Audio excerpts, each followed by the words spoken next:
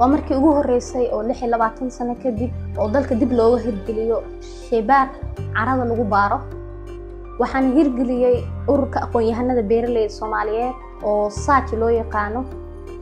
leano waxa caraka keenaa meel kala duwan oo Soomaaliya kamid ah waxa baarnaa si guud beeralayda ka caawinaa inay ogaadaan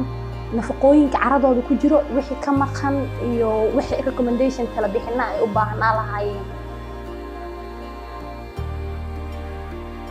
waxa baarnaa different elements yani curyaalka kala duwan oo carada si guud fertility carada say tahay nafaqada carada sida ay taasi oo ogaano shabaarkan waxa si qaas hadda xoog u saarnaayo u baarnaa cusbada dhulka ku jirto inta la eg tahay waxa si guud oo kale u ogaanaa organic matter content carada macnaheedu carada organic matter ku jiro si guud ina ogaano markii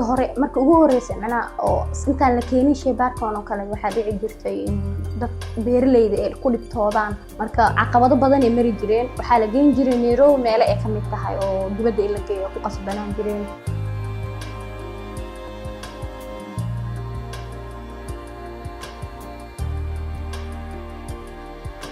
shaybaarkan wuxuu keenay SACH hirgelisay in dadka baahidaas ay kaga gudbaan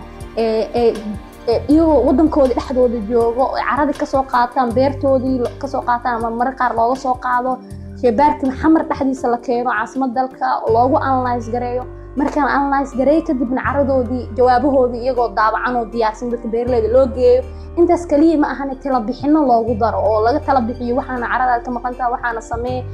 sameey qof isku luqadiina isfahmi karaan luqadoodii wax ku fahmi karaan intaas oo dhan helaa marka wax badan ay waxay ka caawisay taas si u gaaraan ula qabsadaan dadkan tiknoolajiyada hadda oo horumaray oo waxay si guud ula qabsadaan sida kale hadda adduunku waxa waa organic farming la sameeyayo waa laga guuray chemicals badan oo dhulka lagu shubo marka si taas looga badbaado waxa u baahanahay in dadka organically abarna in digadoo dib u isticmaali karaan green manure ay sameeysan karaan oo macna wixii calaftii wixii ka soo haray beertii dib u isticmaali karaan si nafaqadooda ay kor ugu soo qaadaan waxa waaye shay muhiim ah ee kula talinayna dadka beeralayda ah